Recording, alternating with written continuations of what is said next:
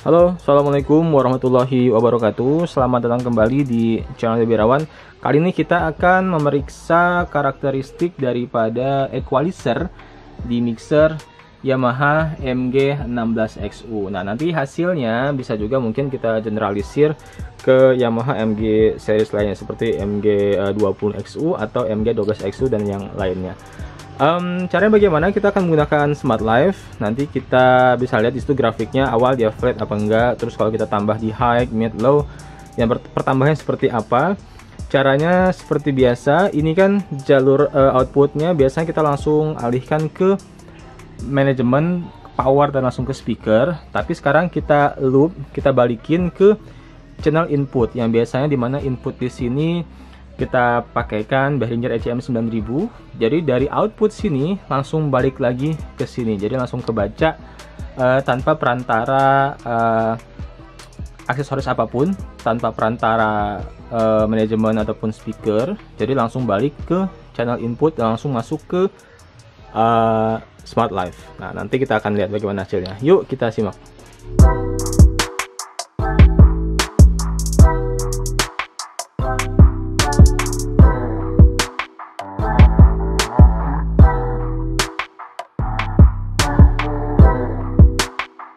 Oke, kita langsung fokus ke bagian equalizernya aja. Di sini kita menggunakan channel 4. Jadi kita akan bahas dari atas sini sampai dengan low ini. Nanti kita lihat karakteristiknya. Oke, saya ping noise dulu. Ini nggak akan kedengaran karena ping noise-nya di dalam aja, nggak akan keluar.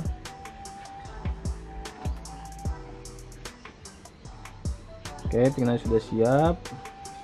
Kita nyalakan channelnya.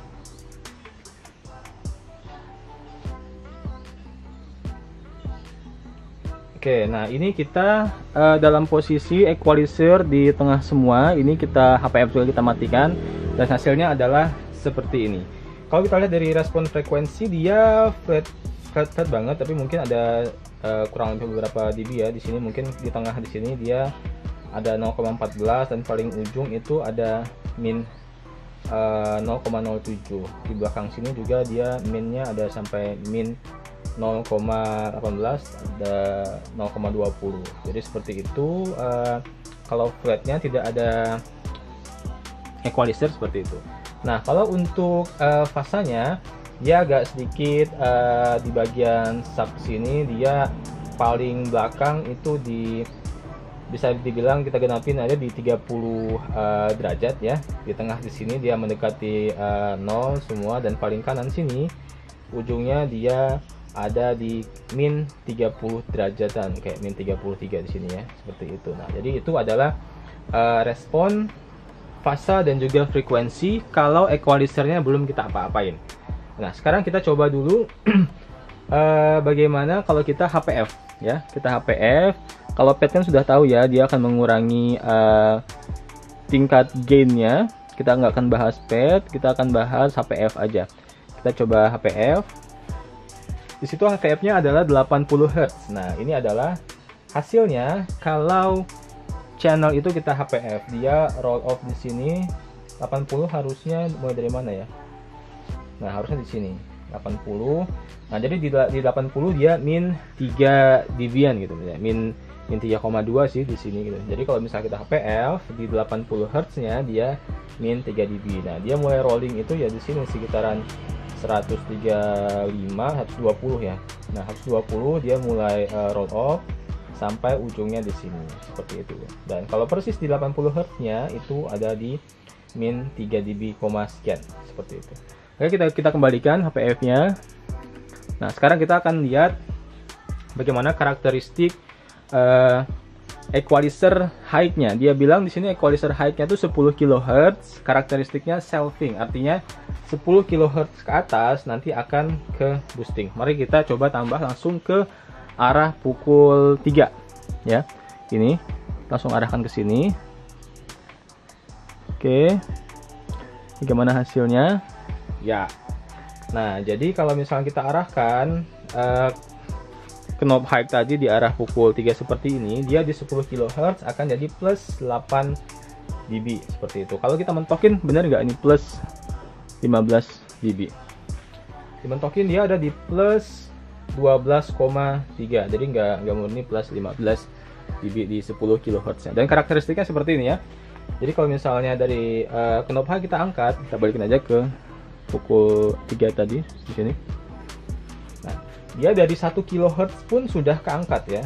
Walaupun sedikit, dia akan secara graduasi ke sini. Ini nggak tahu sih Q-nya berapa. Mungkin kalau teman-teman punya penilaian ini Q-nya berapa, komen aja ya di kolom komentar. Yang pasti di 10 kHz-nya sekitaran 9 atau 8 tadi. Itu 8 ya. Kalau benar-benar di pukul 3 ya 8 dB. Tadi di 8 dB kalau benar-benar pas di pukul 3. Kalau mentok tadi sekitar 12 dB-an. Oke, itu kalau kita coba cut ke arah pukul 9 seperti ini. Nah, ini hasilnya. Dia min 7,8, mungkin juga akan jadi min 8. Dan kalau kita fullkan ke kiri, dia akan berada di sekitaran min 11,9, min 12 dB. Nah, jadi mungkin maksimalnya kalau di sini dia bilang min 15 sampai plus 15, mungkin aktualnya di sini kalau persis di 10 kHz-nya dia akan min 12 dB sampai plus 12 dB. Oke, kita kembalikan. Nah, sekarang untuk mid frekuensinya, equalizer-nya itu modelnya swap ya.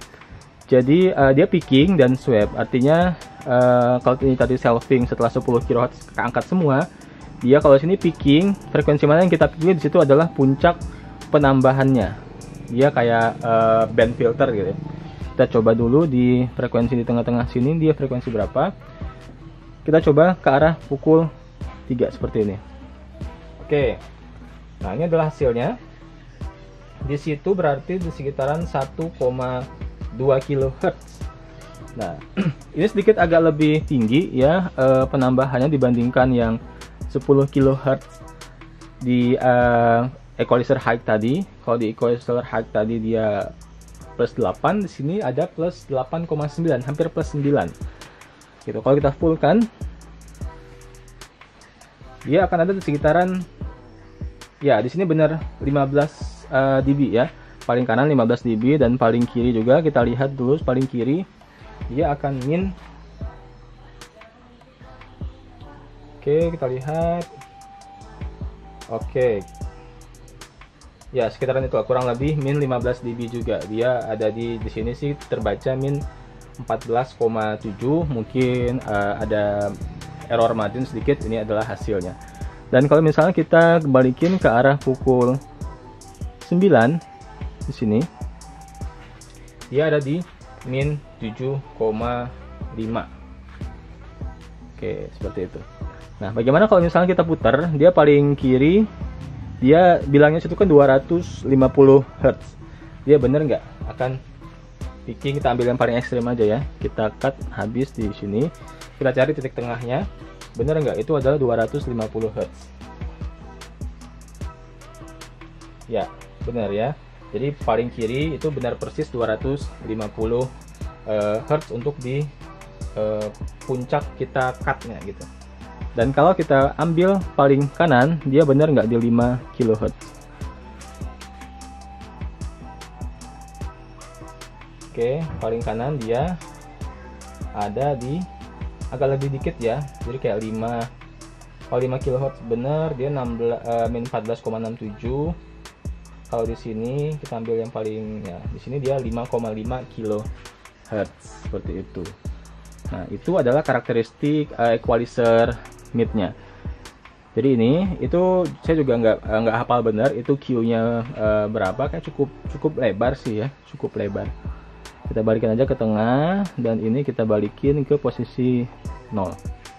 Oke, nah sekarang kita akan memeriksa yang equalizer low-nya. Kita coba boosting dulu ke arah pukul 3. Oke, seperti ini. Itu dibilangnya di situ kan 100 Hz ya. Mari kita cek dulu di 100 Hz penambahannya berapa. Oke, nah kalau di situ dia penambahannya sekitar di 8,6 dB. Kalau kita fullin ke 15 plus 15.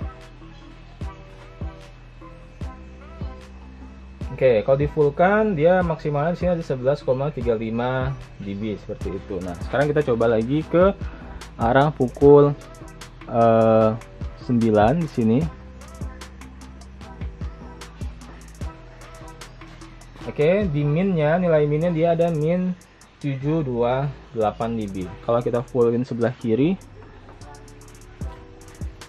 dia ada di min 10,8 dB. Nah, ini karakteristiknya juga lebar banget ya. Kita cut di 100, tapi ternyata dari sini pun, dari frekuensi mid low sampai ke mid pun dia sudah banyak terpotong. Ini shelving, nggak tahu dia filternya filter berapa dB per oktav.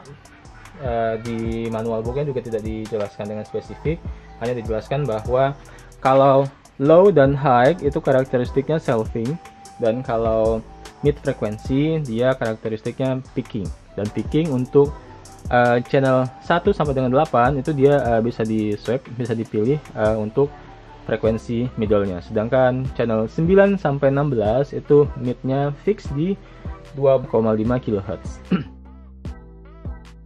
Ya, demikianlah tadi hasil pengukuran kita terhadap karakteristik equalizer dari Yamaha MG16XU. Disclaimer aja, saya tidak mengakui bahwa pengukuran saya 100% akurat.